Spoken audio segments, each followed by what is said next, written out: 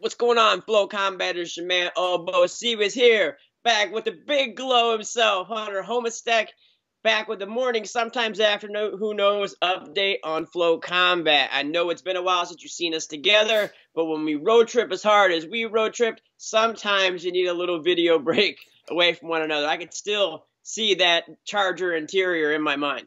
See it. I can still smell it, man, and that's way worse than seeing it. Listen, I'm not saying that boys are gross or that you shouldn't stay in a car that long, but it was like the equivalent of if we lived in that thing for 10 hard days. Yeah, that's super true. No toilet in there either, so I mean, use your imagination, kids. Well, that's what the Mojave's for. So it's great to be back with you. Lots going on FloCombat these days. We're going to dip back to last weekend. It was a huge weekend for us. We had Valor Fights 41 in Tennessee. Then we had Conquer FC 3 out in Cali. So two great cards, top to bottom. Let's start with Valor first, Hunter. I know, before we get to the CALA kid, and we'll talk about him at the top. Tell me what you thought was the most impressive that Valor brought to the table that last Saturday. It's a no-brainer for me, man. Top to bottom, it was a 20-21 fight card, something like that. And top to bottom, dude, the quality was stacked, man. When you hear of a regional card that has 20 fights, no offense to any regional promoter out there, it's how it is. That's the talent pool in regional MMA. But when you hear there's 20 fights, you expect that a solid 8 or 9 of them are going to be like me and you stepping in there and fighting. Very little technique, very little skill, very little endurance, etc., etc., etc. You know, this was not that, man. The very first fight of the night was crazy technical, an amateur fight, crazy technical. Both guys looked really good, man. Hard-fought fight. There were a ton of slick submissions on there, man. There was an Americana from a scarf hold, which was kind of insane. Like, you don't really see that at this level or any level for that matter. So that was really cool to see. There was just that's what sticks out to me, the top to bottom quality. And, of course, capping it with CALA, you know, that was the perfect little icing on the cake, so to speak. And I know you love my cliches, so I had to slip one in there. But there's phrasing. Yeah, there's some good, solid fights on that Valor 41 card, man. Highly recommend it. If y'all haven't seen it, go watch that replay. Like I said, if you're a fan of the jiu-jitsu, there's a whole lot of slick submissions on there that you'll love. Kid Chase Boutwell made his amateur debut. A lot of hype, comes from a really strong jiu-jitsu background, and he showed why he was hyped on there. We'll leave it at that. He's worth checking out. Kobe Wall worth checking out. Bubba Cruz with the aforementioned little scarf hold submission. Tons of just quality fights. And Nick Gertz, too. How about Nick Gertz, man? I was waiting. I was like, how are you going to talk about all these submissions and not talk about my man, Slick Nick Gertz, with his calf slicer? I'm telling you. Like, I know CALA we give CALA a lot of hype and a lot of credit. Great. Dylan's fantastic. You can't sleep on Nick. You know what I mean? That he main evented for us once at our first Valor, closed that out with a heel hook. He stepped in on short notice on this card and got a first-round calf slicer. Yeah, and it didn't even look like he was trying, which was the greatest part. He was laughing and joking around, like, right up to the finish. He was joking around. Like, I don't even know if he tried and he pulled that off. So that just made it all the more impressive, and 100% looking forward to him again, man. I think big things. You see, there's a lot of guys on that card, man. Like, you and I have been watching this regional game for a while. When you excel on the regional level, like, you don't really make it to the UFC just winning 8 in a row regionally. Like, if they're all decisions and you're kind of back and forth, that's not how you get there. You have to, like, destroy guys on the regional level. And we saw a lot of that. There were a lot of guys on this card that you look at and you're like, that was polished, man. Like, their games look nice. So I'm really interested to see where some of them go. And speaking of destruction, kind of create my own segue here. Let's talk about DERON WINN on that Conquer Fighting card right after that. Have you ever seen an MMA debut that good? No, man. And you know, like you tweeted just before the fight when he was walking out, like, we know he has wrestling. Let's see how his hands are. You know, he's a 2-time JUCO national champion. He's Olympic team trial qualified for the trials.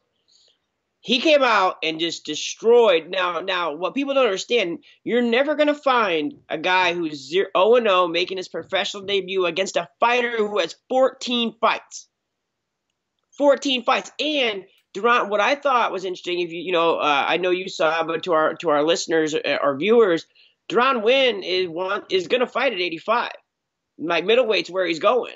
And so he fought that at 205, and he just wrecked the fool. And then not only that, he cut one of the best post-fight promos ever. That was top to bottom perfect. And the dude had 14 fights and a winning record. I think that's important to note. It wasn't like he was 0-14 or 1-13, and they just brought this can in for DERON. 9-5. Yeah, 9-5. The dude was decent, man, a decent fighter. DERON picked him up over his head. That was a 206-pound human being he lifted over his head to slam him, and then just fist after fist after fist, vicious ground and pound.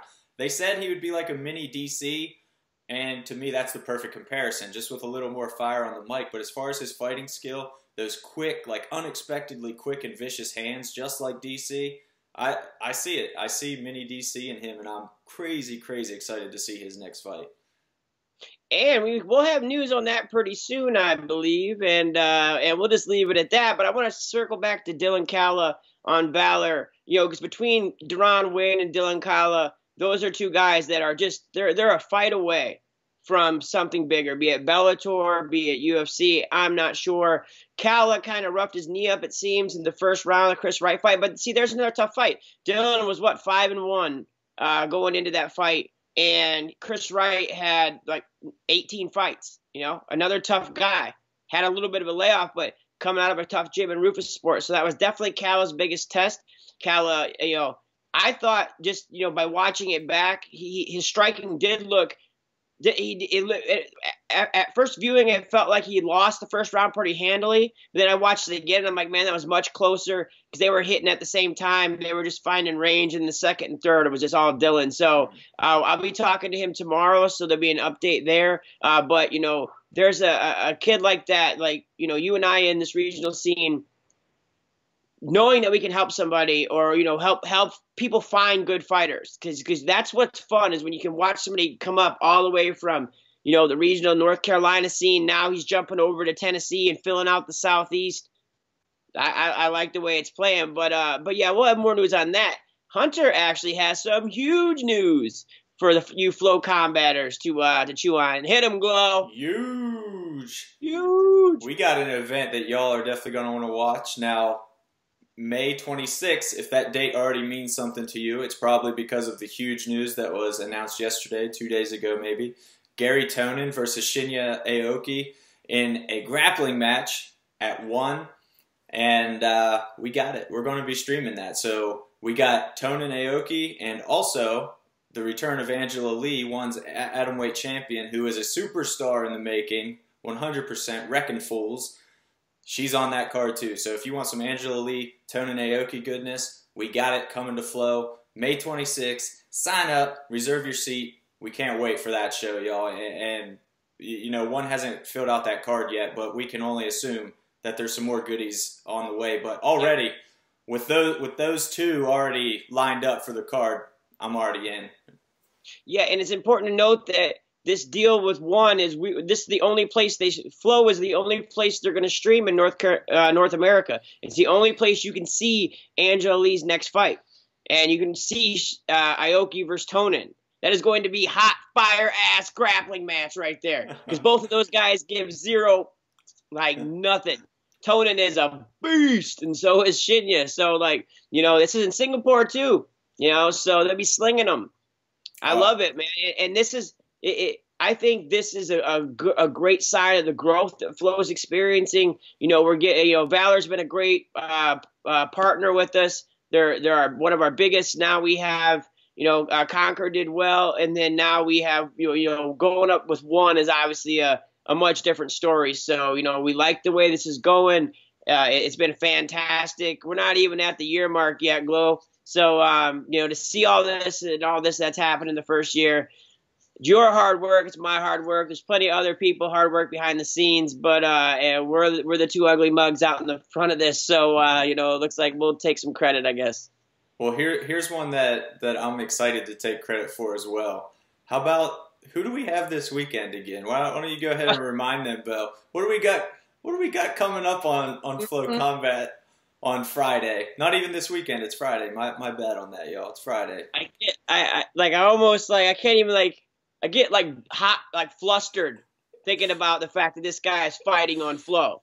Because look, there's one thing that you can promise when you got Charles, formerly known as Crazy Horse, currently the felony Bennett, fighting on your site, that he might fight 6 people on the way to that cage, but he's going to be in that cage and fighting.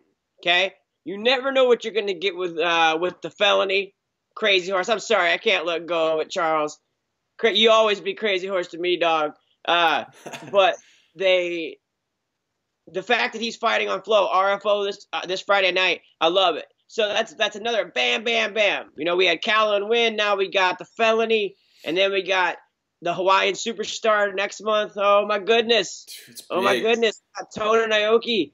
But yeah, Hunter was watching today. He sent me a link of Crazy Horse slams just to get primed. That's how we that's how we get through our day at Flo. So I don't know if it gets better. I know we have competitors that have more.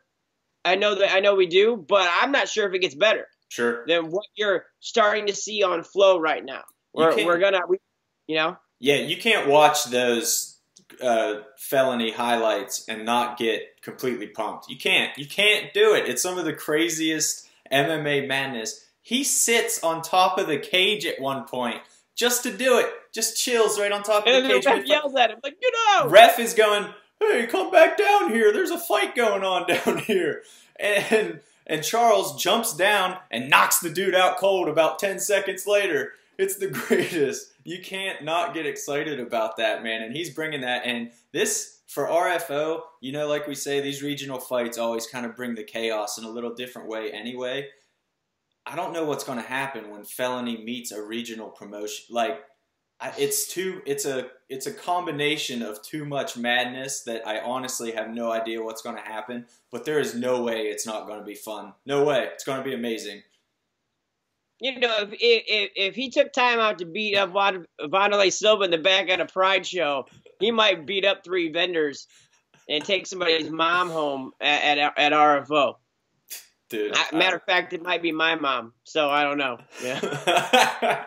I call him Dad. Yeah. I don't give a shit. You won't have a choice. He'd be sitting up on top of the car like, come down. No, stay up there, yeah, crazy. Actually stay up there. Stay up there, Charles. But that's what I'm saying, man. I mean, it's fun, exciting, action-packed programming. We haven't always been able to say that. And we'll be honest. I mean, we're realists here at FC. But now we have a groove going. Now we have, a year's worth of reputation built up. Things are easier. People know that there's good stuff here at Flo, working with good people, and we always deliver. So on that note, we're going to catch y'all loose. Make sure you check out the goods on the site this week. We have Elias Cepeda's. Do you call him Elias or Elias? Elias. I actually had him clarify. It is Elias. Bullshit. Elias. Okay, because that's like homostek. Exactly. Okay. Finley, finally, I get it. Finally. But yeah, check out Elias' debut with Will Brooks. That's up on the site. That's fire. Frankie Edgar saying he wouldn't rule out a bantamweight run, and Hunter didn't realize how much he needed Cruz Edgar in his life. To that article, we got some Jake Ellenberger heat coming a little later today. So stay tuned and take care of each other.